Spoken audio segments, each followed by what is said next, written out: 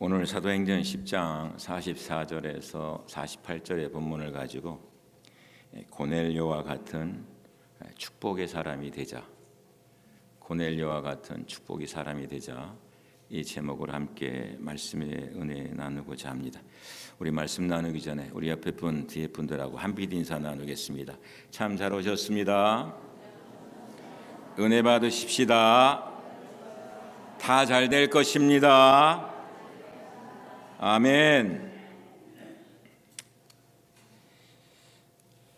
제가 1983년도 7월 첫째 주에 미국으로 왔으니까 이제 36년이 이제 지나가고 있습니다. 근데 미국에 처음 왔을 때에 신기한 모습이 있는 거예요.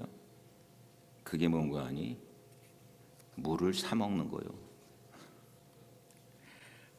아니, 세상에 물을 사 먹어?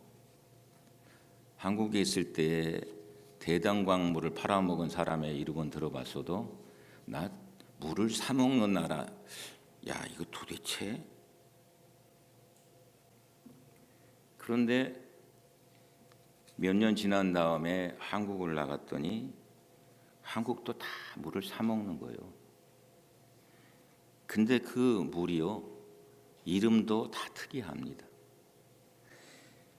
제주워러 해가지고 삼다수, 한라산에서 물이 시원한 물을 캐낸 모양이에요.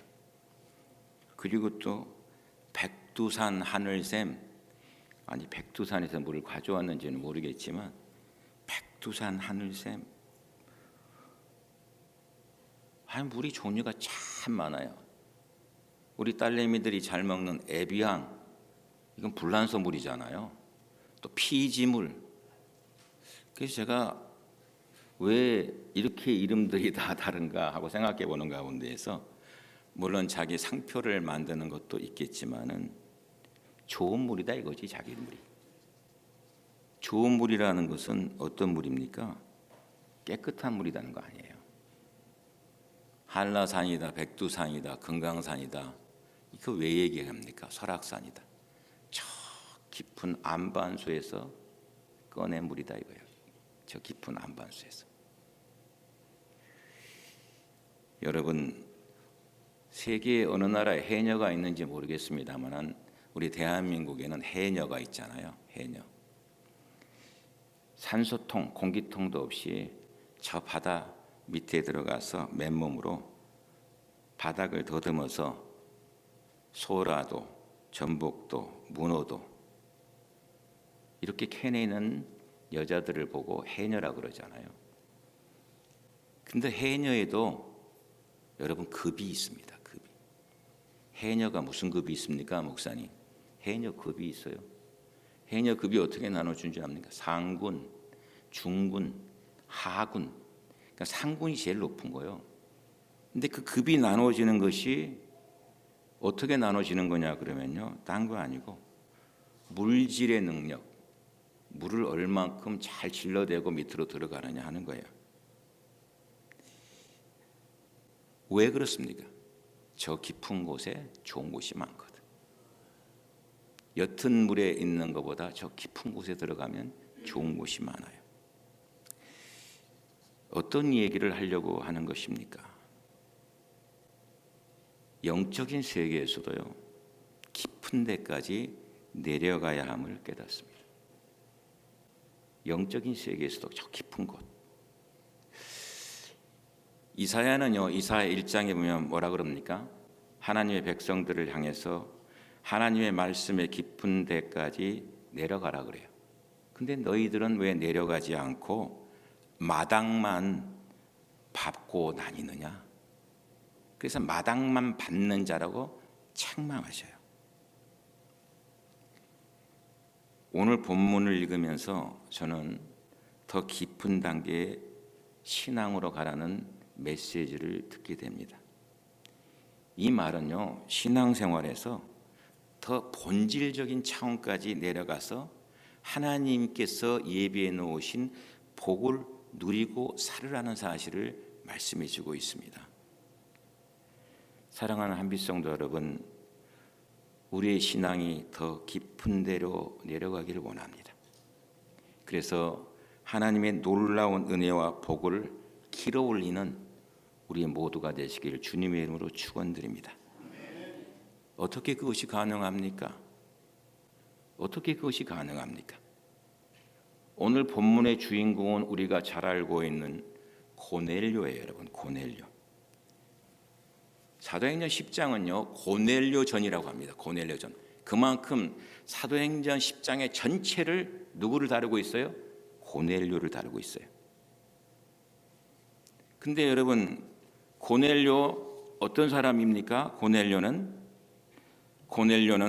사도행전 10장의 말씀에 볼 것 같으면 가이사랴에 고넬료라는 사람이 있으니 이달리아 부대라, 그는 군대 백부장이라, 이렇게 얘기하고 있어요.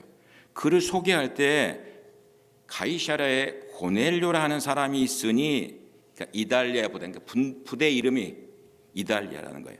그리고 그는 군대의 백부장인 거예요. 여러분, 로마 통치하에서요 행정상 유대의 수도였습니다. 그런데 총독의 주둔지가 또 거기에 있어요.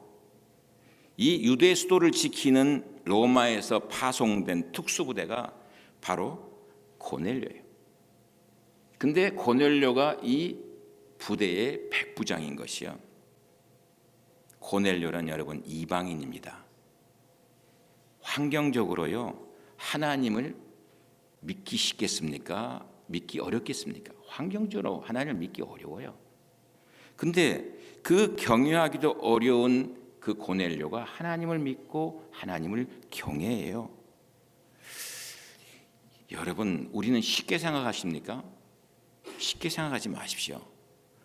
고넬료는 고급 장교입니다. 로마의 지배국의 권세자야. 모든 주변 환경이 경건하게 살기 어려운 유혹이 힘이 많은 자래요. 군인이요 신앙생활하기 어렵다 그래요. 왜 군인이 신앙생활하기 어려운지 여러분 아십니까? 근데 사도행전 10장에 그를 소개할 때 그는 몸도 건강했고 마음도 건강하고 신앙에서 경건했다 그랬어요. 그리고 백성을 많이 구제했어요. 자기가 착취할 수 있는 위치에 있어. 착취할 수 있는 위치에 있지만은 백성들을 많이 구제했어요. 그리고 뭐예요?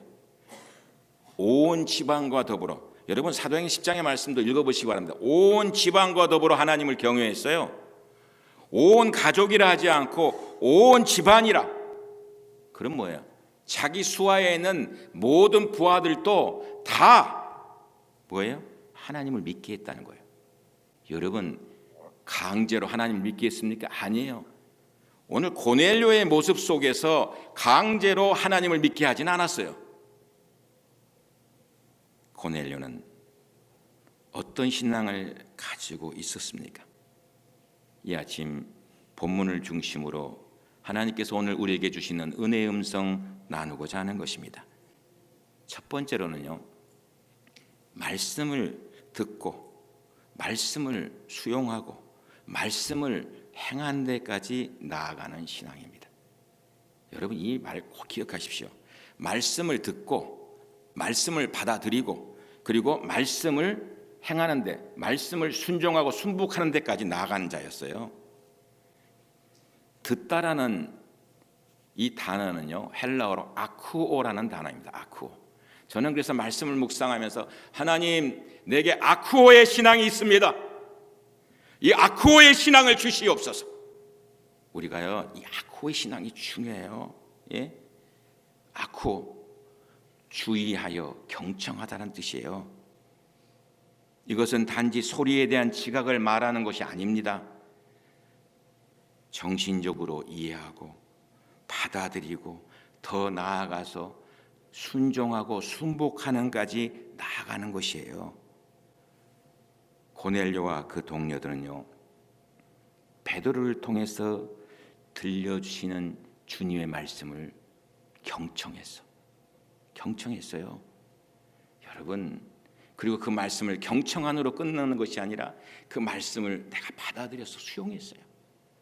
그걸로 끝나는 것이 아니라 뭐예요? 그 말씀에 순복하고 순종해 나갔어요. 그럴 때 뭐예요? 성령님의 임재하심이 있는 거예요. 성령의 충만함이 역사되기 시작하는 거예요. 성령께서 주시는 기쁨을 체험하게 되는 것이다, 이 말입니다. 여러분, 믿음은 어디서 난다 그랬어요? 들음에서 난다 그랬어요. 들음은 뭐예요? 그리스도의 말씀으로 인함이라 했어요. 그러니까 말씀을 듣지 아니하면 어떤 것도 생기지 않아요. 이 말씀뿐입니까, 여러분? 누가복음 11장 28절에요. 예수님께서 이렇게 말씀합니다. 예수께서 이르시되 오히려 하나님의 말씀을 듣고 지키는 자가 복이 있느니라. 이 말씀이 아쿠예요. 예? 주님의 말씀을 듣고 받아들이고 지키는 자가 축복이 있다, 이 말이에요. 마태복음 7장 24절에 뭐라고 하는 줄 압니까? 그러므로 누구든지 나의 이 말을 듣고 행하는 자는 뭐예요? 그 집을 반석 위에 지은 지혜로운 사람 같으니 비가 내리고 창수가 나고 바람이 불어 그 집에 부딪히되 무너지지 아니하나니. 여러분, 주님의 말씀을 듣고 행하는 자가 뭐예요? 반석 위에 세워진다. 반석 위에 집을 짓는 인생과 같다 그랬어요. 어떤 상황에도 흔들리지 않는다는 것이에요. 어떤 상황에도 흔들리지 않고 견고한 삶을 산다는 사실을 우리에게 말해주고 있는 것이에요. 그렇다면 오늘 우리에게 여러분 생각하시기 바랍니다. 내 신앙생활이 왜 자꾸 불안합니까? 내 신앙생활이 왜 흔들립니까? 그 말씀을 듣지 않는 거예요. 말씀을 듣지 않을 뿐만 아니라 들었어도 그 말씀을 받아들이지 않고 그 말씀대로 순복하며 순종하며 나아가지 않는 거예요. 그러니까 내 신앙이 불안한 거예요. 내 신앙이 자꾸 흔들리는 거야. 뭐가 뭔지도 모르겠는 거예요. 교회를 5년 다녀도 10년 다녀도 맨날 그 신앙 자리에 머물러 있는 거예요. 요한계시록에 뭐라고 말씀하고 있습니까? 귀 있는 자는 성령이 교회들에게 하시는 말씀을 들을지어다 말씀하고 있어요. 하나님의 음성을 들으라는 것이죠. 우리의 신앙생활이 좋아지는 방법이 딴 데 있는 것이 아니라 말씀을 제대로 듣고 말씀을 받아들이고 그 말씀에 순종하고 나아갈 때 하나님의 놀라우신 축복의 역사가 일어난다는 사실을 우리에게 말씀해 주고 있는 것입니다. 히브리서 3장 7절 8절에 보면요, 이런 말씀이 기록되어 있습니다.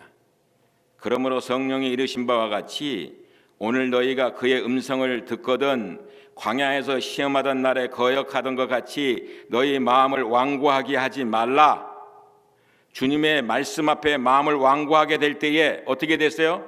출애굽 1세대는 하나님께서 축복으로 주신 땅 가나안 땅을 들어가지 못하는 것이 하나님이 마련하고 준비해 놓으신 복을 누리지 못한다는 사실을 얘기하고 있는 것입니다. 하나님의 말씀은요, 아멘인 거예요. 제가 설교를 하잖아요. 그러면 제 나름대로 고심을 많이 해요. 어떤 때는요, 이 말씀함으로 어떤 성도님이 시험에 들지는 않을까. 그러다가도 나는 말씀의 대언자인데 말씀대로 선포해야지. 말씀대로 선포하고 나면요, 또 어떤 사람은 그래요. 우리 목사님 그렇게 말씀하실 수가 있나? 아니, 목사님이 자기 보고 한 얘기 아니에요. 절대로. 내가 왜 자기 보고 얘기하겠어? 그렇지 않습니까? 하나님께서 말씀해 주셔서 그 말씀을 자꾸 읽고 또 읽고. 여러분, 하나님의 말씀 앞에 단순하게 성경 지식 차원으로 끝나서는 안 됩니다. 그 호기심에 그쳐서도 안 해요. 하나님의 말씀보다 내 감정이나 체면이나 자존심을 세워서도 안 돼요. 말씀이 가르쳐주면 그 말씀 듣고 들었으면 수용하고 그리고 그 말씀대로 순종하고 나아가는 거야. 그런데 거기에 자기 감정, 자기 체면, 자기 자존심. 여러분, 신앙생활에 깊이가 있다. 본질적인 의미가 뭔지 압니까? 하나님의 말씀 앞에 얼마나 그 말씀을 수용하고 순종하느냐예요. 그곳으로 측정될 수 있다는 사실을 여러분 기억하시기 바랍니다. 그때에 주님의 성령님이요 강하게 역사해 주십니다. 1920년대에요. 1920년대면 오래전 아닙니까? 그때 중국이요, 혼란스러운 때 아닙니까? 혼란스러운 때거든요. 그래서 국민당과 공산당 간의 싸움뿐만 아니라 일본의 침략이 또 있잖아요. 그 가운데 굉장히 나라가 혼란스러워. 그런데 그 혼란스러운 때에 여러분, 국민당과 공산당으로 나누는 바람에 오늘의 대만, 타이완이 있는 거고 오늘의 중국, 차이나가 있는 거예요. 그때 나눠진 거예요, 이미. 그런데 그때 당시에요, 청년이 하나 있었어요. 그 청년이 칭티엔이라는 청년입니다. 칭티엔. 이 칭티엔이 뿌리 깊은 유교 전통을 가진 사람이었어요. 근데 선교사가 운영하는 학교에 와서 공부하면서 예수님의 말씀을 듣고 예수님을 받아들이고 예수님의 말씀대로 살기로 결단을 합니다. 여러분, 이거 참 어려운 거거든요. 예? 그때 복음이 들어가서 중국에 있는 청년, 한창 젊은 나이에 있는 그 청년, 혼란스러운 때에 유교 집안의 전통을 가진 자에게 선교사가 말씀을 전했는데 그 말씀을 듣고 받아들이고 순종하고 나아가는 거예요. 근데 순종이 뭔지 압니까? 예수 믿으면서요, 자꾸 마음 양심에 가책이 오는 거예요. 성령께서 두들기는 거예요. 그게요, 양심에 가책이 와요. 그 가책이 뭔지 압니까? 그가 버린 아내 때문에 가책이 오는 거예요. 사랑하는 마음 없이 부모님의 뜻에 따라서 결혼했던 아내는요, 중국 고대의 악습인 견적을 할 정도로 아주 구식년이었어요. 여러분, 견적 뭔지 아죠? 여자가 도망갈까 봐 여자애가 도망가지 못하도록요, 발에다가 작은 신발을 신겨 놓는 거예요. 그 걷지를 못하는 거 오래. 예? 그 견적 신고 있는 여인이었어요. 그런데 도대체 이 여인하고 맞지가 않는 거예요. 예? 이 여인하고 내가 평생 함께 살 수 없다. 그런데 예수님 영접하고 수용하고 예수님 말씀대로 살려 그러니까요, 내 아내를 사랑하라. 에베소서 5장 25절 말씀이 자꾸 부딪혀오는 거예요. 내 아내를 사랑하라. 거기에 단서가 없더래. 보니까 아내가 예뻐서 아내를 사랑하라는 것도 아니고, 아내가 영리해서, 아내가 착해서, 이거와 전혀 관계가 없다는 거예요. 아내가 예쁘거나 영리하거나 착하거나 그래서 사랑하라는 게 아니라 무조건 내 아내를 사랑하라는 거예요. 그가 신앙적인 양심이 자꾸 두들겨왔다가 말씀에 순종하기로 합니다. 이 청년 칭티엔은요, 아내를 찾아가 용서를 빕니다. 그리고 함께 집에 데리고 오려고 그러는데 아내가요, 발이 작아가지고 걸을 수가 없는 거예요. 아니, 자그마치 먼 길을 가야 되는데 갈 수가 없는 거예요. 그때요, 친인 형제의 마음속에 하나님의 말씀이 들려오는데 네 아내 업고 가라 그러더래. 그래서 아내를 업고요, 그리고는 여러분 생각해 보세요. 당시 중국인으로서는 상상하지도 못할 일이에요. 아내를 업은 채까지 집에 왔습니다. 집 문턱을 넘어서는 순간에 친형제와 그의 아내는요, 성령의 강권적인 역사를 인해서 기름 부음을 받습니다. 그래서 위대한 지하교회가 탄생하기 시작해요. 예수 가족 공동체의 위대한 지도자가 돼요. 여러분, 하나님께서는요, 말씀에 순종하고 나아가는 자에게요, 하나님은 반드시 놀라운 은혜의 역사를 베푸신다는 사실을 여러분 꼭 기억하시 말아요. 말씀이 전포되고 있는데 어떤 말씀은 듣고 어떤 말씀은 안 듣고가 아니라 그 말씀이 선포되고 나갈 때에 그 말씀을 온전히 내가 다 받아들이고 그 말씀대로 살겠습니다 하고 나아갈 때, 오늘 고넬료의 집에 임했던 놀라운 축복이요, 오늘 우리에게도 임하게 될 줄로 믿습니다. 두 번째로는요, 오늘 본문의 말씀을 통해서 우리에게 주시는 교훈이 뭐냐 그러면은 45절 46절의 말씀인데요. 베드로와 함께 온 할례 받은 신자들이 이방인들에게도 성령 부어주심으로 말미암아 논란이 이는 방언을 말하며 하나님 높임을 들음이러라 이렇게 말씀하고 있어요. 그러니까 뭐예요? 성령 부어 주실 때에 고넬료와 그 동료들이 방언을 말하기 시작했습니다. 여러분 사도행전 2장에 보면 방언의 역사가 나타나고 있습니다. 오순절 마가의 다락방에 성령의 역사가 나타나고 있습니다. 하늘로부터 급하고 강한 바람 같은 소리가 있었어요. 그리고 불의 혀처럼 갈라지는 것들이 각 사람 위에 임했습니다. 성령의 충만함을 받고 어떤 역사가 있나요? 방언의 역사. 방언의 역사는 뭐예요? 다른 언어로 얘기하는 거예요. 다른 언어로 얘기하는 건데 이 말씀 속에 숨어 있는 뜻이 뭔지 압니까? 제자들에게 내려온 다른 언어는요, 주님의 혀예요. 주님의 혀. 성령이 충만함으로 자기 혀, 자기 내면 속에 있는 자아의 혀가 아니라 주님께서 말씀하시는 혀로 말하고 주님의 마음으로 말하는 언어가 진정한 방언의 본질이에요. 여러분, 우리가 알다시피 고린도 교회는 성령의 은사가 강하게 나타났어요. 그런데 그 은사 가운데 방언 때문에 교회가 시끄러워서 문제가 되었어요. 그런 성도들을 향해서 바울이 뭐라고 하는지 압니까? 내가 사람의 방언과 천사의 말을 할지라도 사랑이 없으면 소리나는 구리와 울리는 꽹과리가 되고 내가 예언하는 능력이 있어 모든 비밀과 모든 지식을 알고도 산을 옮길 만한 모듬이 있을지라도 사랑이 없으면 아무것도 아니다. 결론은 이거예요. 진정한 주님의 마음, 사랑의 마음을 가지고 말해주는 것이 방언이에요. 진정한 다른 언어라고 말할 수 있는 것입니다. 후배 목사님이요, 이런 간증을 했습니다. 어느 날 어느 성도님 가정에 기도 제목이 있어서 목사님 기도해 주세요 그러더래요. 근데 기도를 해주는데 응답이 되지 않는 거예요. 분명히 하나님께서 합력과 선을 이루어 주실 것이라는 믿음이 있는데 응답이 없는 거예요. 그게 마음이 아픈 거예요. 그런데 이 성도가요, 며칠이 지나서 자기 고향을 내려갔다 온다고 그러면서 고향 가더니 목사님 댁에 오면서 과일을 목사님 이거 처음 생산한 것이라고 부모님이 싸주셔서 가져왔습니다.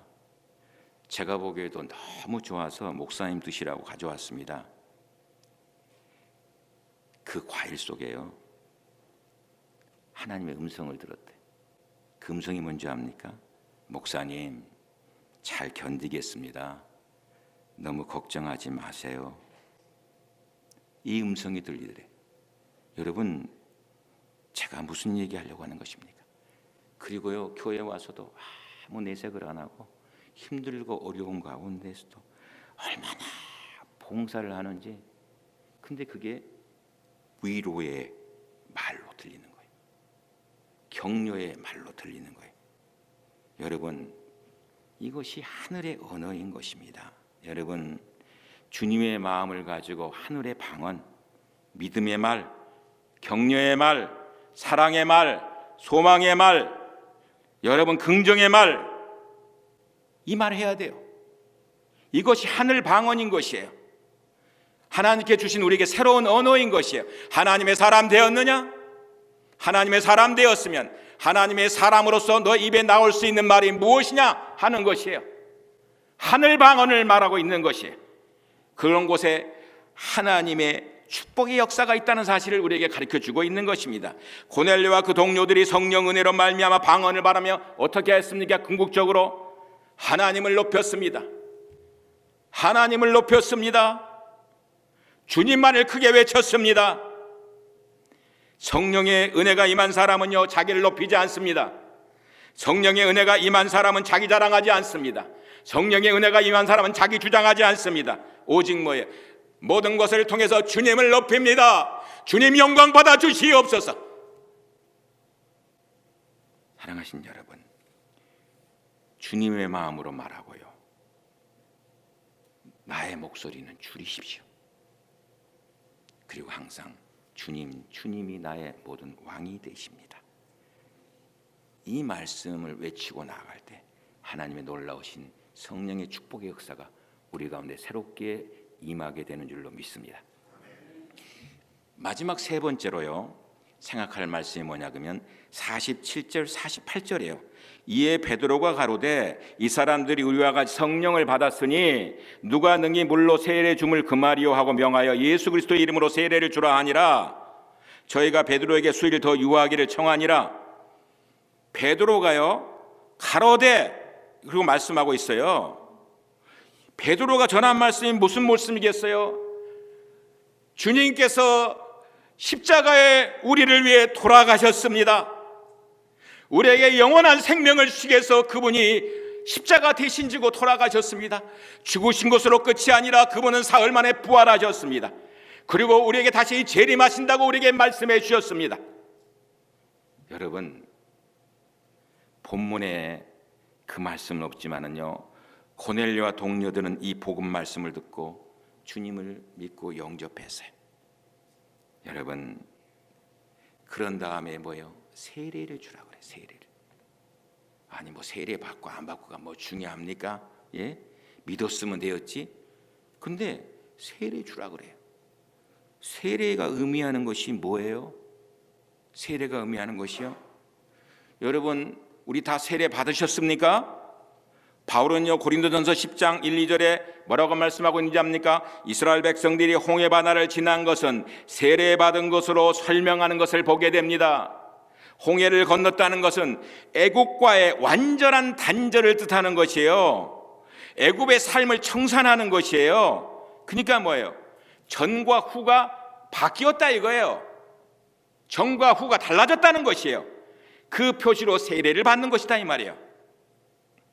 사랑하신 여러분, 우리의 삶은 전후가 선명하게 달라지셨습니까? 달라지셔야 됩니다. 이것이 뭐냐면 바울이요 예수 믿고 나서요 나는 날마다 죽습니다. 아니 뭐 죽을 일이 그렇게 많어? 예, 살아도 기쓰고 살아도 모자랄 판인데 바울은 예수님 만나고 나서 나는 날마다 죽습니다. 전과 후가 명명하게 달라져요. 날마다 자아가 죽었음을, 날마다 자신이 죽었음을 선포하고 있는 것이에요. 오늘 우리에게 주시는 말씀의 교훈 여러분 꼭 기억하시기 바랍니다.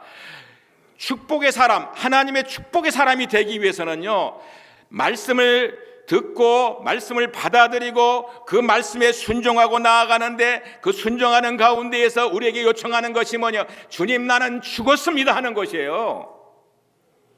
죽었어야 돼요. 죽었어야 주님의 손에 붙잡혀 주님이 쓰실 거 아닙니까? 죽지 않았는데 어떻게 써요? 제가 언젠가 얘기했잖아요. 수영장에서 수영을 하다가 수영을 못하니까 허우적대고 빠져 죽으려고 그러잖아요. 수영장 분석에 해수욕장도 마찬가지요. 그런데 그런 사람은요 가만히 놔둡니다. 좀 왜 놔둬요? 물 마시고 가만히 기운 쓰고 가만히 될 때까지 놔둬요. 그렇다고 꼬르륵 다 내려가면 안 되고 내려갈 때까지 기다리면 안 되고 아 이제는 길을 못 쓰겠구나 그때 가서 붙잡아 당겨요. 그래야 사는 거거든요. 그게 그렇지 참 죽지 않아요.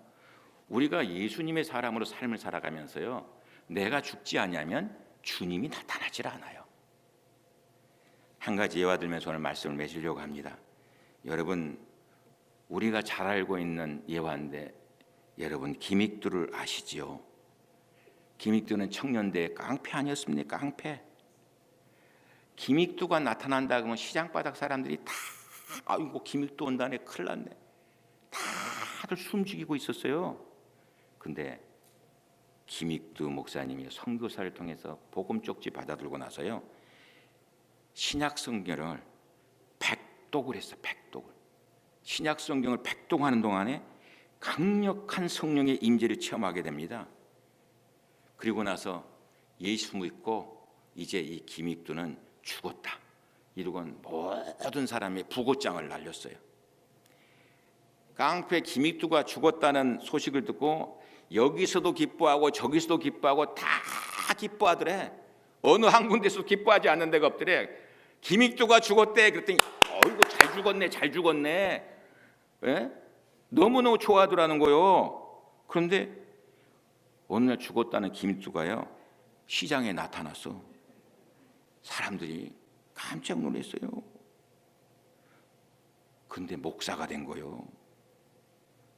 그랬더니 한 사람이요, 김익두를 시험하려고, 여러분 아시잖아요, 물통을 갖다가 그 씻은 더러운 물을 갖다 김익두 얼굴에다 확 뿌려버리더래.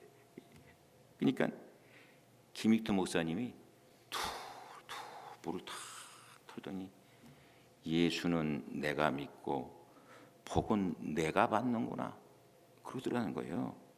여러분, 김익두 목사님은 한국 초대교회사의 유명한 한국 교회사의 인물로 남아 있습니다. 여러분, 단순한 종교인이 되지 마십시오. 진정한 세례의 의미를 깨닫기를 바랍니다. 우리가 죽고 예수님이 살도록 해나갈 때 나도 살고 주변 사람도 살고 놀라운 복음의 영향력이 그 가운데 새롭게 임하게 되는 줄로 믿습니다. 우리 고넬료와 같은 축복의 모든 한빛교들 되시기를 주님의 이름으로 축원드립니다. 기도하겠습니다.